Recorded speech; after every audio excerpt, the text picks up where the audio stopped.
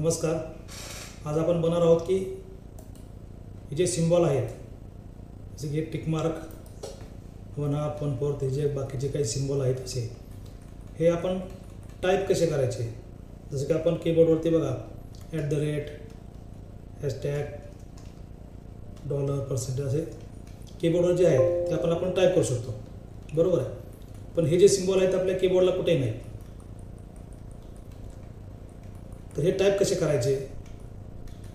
बरं एवढेच नाही तर जवळजवळ 254 असे सिम्बॉल आहेत किंवा कीज आहेत. 254 वेगवेगळ्या प्रकारचे अनेक प्रकारचे सिम्बॉल तयार होतात. त्याच्यामध्ये आपल्या कीबोर्डवरच्या सगळ्या कीज आहेत जसं की अल्फाबेट्स, न्यूमरिक, सिम्बॉल. अल्फाबेटमध्ये स्मॉल, कॅपिटल लेटर सगळे आहेत. त्याच्या व्यतिरिक्त बाकीचे अजून सिम्बॉल्स आहेत. तर ते टाईप कसे करायचे ते आपण बघणार आहोत. आणि ह्याचा उपयोग कसा करायचा. तर ह्याचा उपयोग साधारणतः मी टॅलीमध्ये करतो. मी टॅली काम करत असतो त्यावेळेस मी टॅलीमध्ये याचा उपयोग करतो.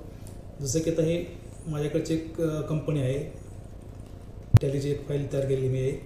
तर जसं की आता समजा आपलं वर्ष क्लोज झालं, इयर एंड झालं, त्यानंतर आपण काय करतो की अकाउंट सेटल करतो किंवा फायनल करतो. जसं की समोरच्या समजा स्टेटमेंट घेऊन त्यांचा आणि बॅलन्स आपला बॅलन्स आहे का बरोबर चेक करतो. ते चेक झाल्यानंतर जसं की आमचा हा बॅलन्स 25,925 हा माझा चेक करून झाला सगळा बरोबर आहे. तर परत मग हे आपण परत आपल्याला बघायची गरज लागणार आहे. त्यासाठी काय करायचं, ह्याला काहीतरी सिम्बॉल द्यायचं. म्हणजे याच्या पुढं काय करायचं की ह्याला कंट्रोल एंटर करून ह्याला अल्टर करा, शेवटी या आणि याच्या पुढं अशी टिक मार्क लावा आणि सेव्ह करा. म्हणजे काय झालं की हे अकाउंट आपलं फायनल झालं आहे. म्हणजे आपण याचा बॅलन्स चेक केला आहे, परत आपल्याला ह्याची बघायची गरज लागणार नाही, बरोबर आहे. असे बरेचसे अकाउंट असेल तर काय होतं की मग कुठलं अकाउंट आपण चेक केलं कुठलं राहिलं आहे हे आपल्याला कळत नाही लवकर. आपण परत त्या काळात अकाउंट 2 वेळा 3 वेळा बघतो, अरे आपण हे चेक करून झालं आपलं. तर यासाठी हा उपयोग होतो. दुसरं असं की अर्धा इंच, पाऊण इंच नाही का, ते अर्धा आणि पाऊण हे जे सिम्बॉल आहेत तर त्याचा वापर मी काय करतो की जसं की अर्धा त्याच्या पुढे एपस्टॉपला की याला इंच, फूट आणि यानंतर अजून एक लावला तर झाला इंच. असं अर्धा इंच पाईप. माझे क्लायंट आहे, त्यांचं एक प्लंबिंगचं दुकान आहे. त्याच्यामध्ये पाईपाचे बरेचसे साईज असतात, व्हरायटी असतात. अर्धा इंच, पाऊण इंच, 1.25 इंच, फुटावर असतात, 10 फूट 20 फूट. तर त्यासाठी जे स्टॉक आयटम आहेत ते तयार करण्यासाठी मी वापरतो. काही जण काय करतात की 0.5 इंच असं करतात. पण ह्याच्यापेक्षा हे सिम्बॉल मला बरं वाटतं म्हणून मी हा वापरतो. आता ह्याच्या पुढं एक एपस्टॉप लावला की हा फूट होतो, त्यानंतर दुसरा लावला की इंच. हे काय असं म्हणजे प्रमाणित सिम्बॉल नाही ते, पण व्यापाऱ्यामध्ये खूप वापरतात हे. तरी असे वापरतो. आणि दुसरं अजून एक असं की मी GSTचे काम करतो ना, त्यावेळेस मी काय करतो की सगळ्यांचं जे रेकॉर्ड ठेवायचं असतं मला, त्यावेळेस मी काय करतो मग असे नंबर, नाव, युजर नेम, पासवर्ड आता मी सगळं कट केलं आहे.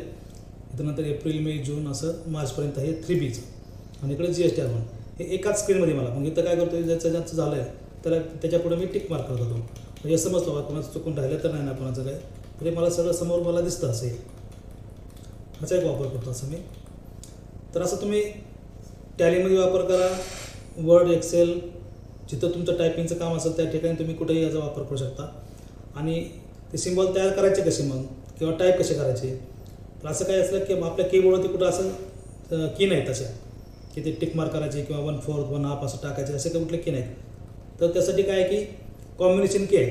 कॉम्बिनेशन कीमध्ये जसं की आपण टॅलीमध्ये वगैरे बघितलं की कंट्रोल केलं की सेव्ह होतं, नंतर अल्टर एस वगैरे याच्या अशा कॉम्बिनेशन की असतात, अल्टर प्लस, शिफ्ट प्लस.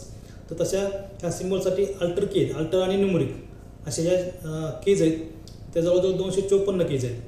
तर त्या माझ्याकडे अशी एक ती लिस्ट तयार करून ठेवली मी. तर हे बघा अशी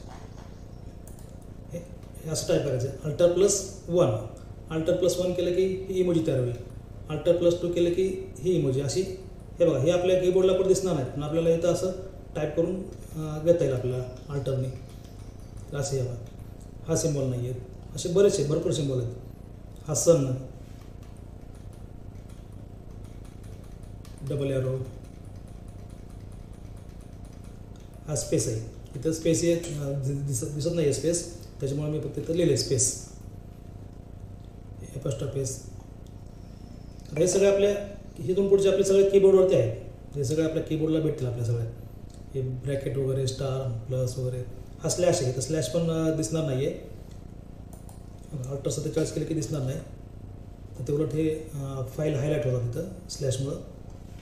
तर मी त्याच्या थोडा ॲपोस्ट्रॉफ लावून त्याला स्लॅश दाखवला मी.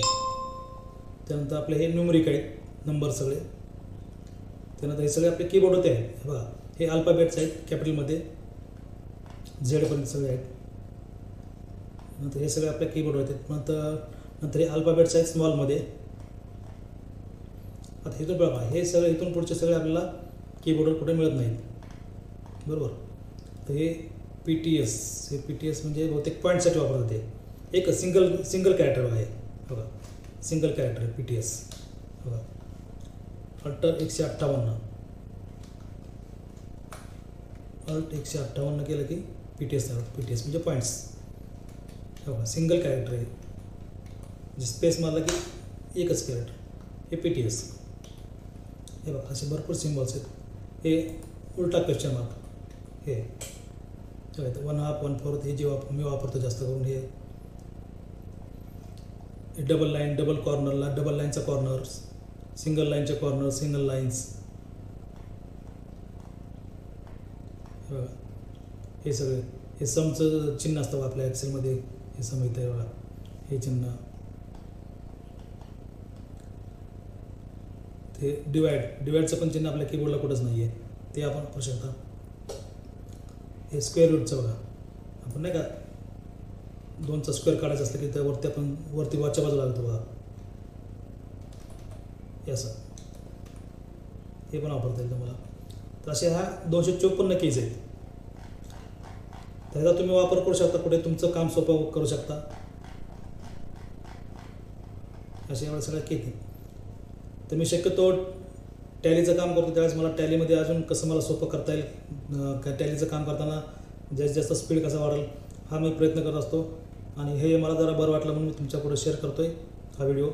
तर तुम्हाला जर चांगला वाटला असेल तर तुमच्या मित्रांना जे टायपिंगचं काम करत असतील किंवा टॅलीचं काम करत असतील त्या सगळ्यांना पाठवा, शेअर करा, सबस्क्राईब करा, लाईक करा.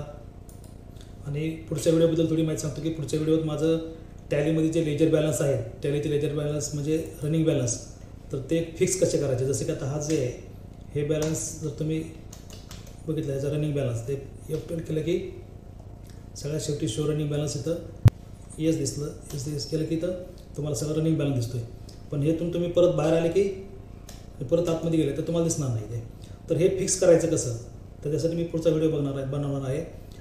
हेच नाही तर तुम्ही दुसऱ्या कंपनीत ओपन केली, दुसऱ्या कंपनीचं लेजर ओपन केलं, कुठलंही लेजर ओपन केलं तर तुम्हाला ते फिक्स राहणार आहे. तर ते कसं करायचं ह्यासाठी तुमचा पुढचा व्हिडिओ बनवणार आहे मी. तर तो पण व्हिडिओ नक्की बघा, सबस्क्राईब करा, लाईक करा, शेअर करा. धन्यवाद.